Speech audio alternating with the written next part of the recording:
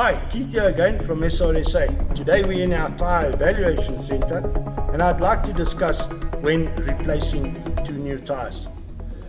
Always remember, the two new tyres should always be fitted to the rear of the vehicle. Only too often we find that two new tyres are fitted to the steer axle of the vehicle and the older tyres are taken to the rear of the vehicle.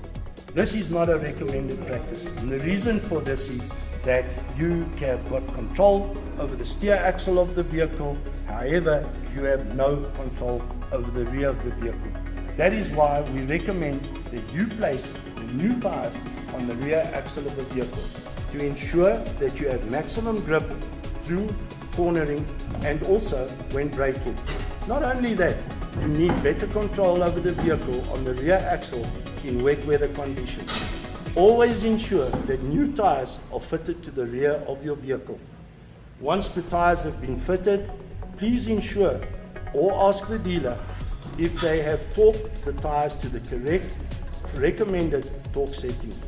For further information, pop into our nearest Dunlop zone, Dunlop Express, or alternatively Dunlop Commercial Centre. Otherwise, follow us on Twitter, Facebook or Instagram. Remember, it's in your hands.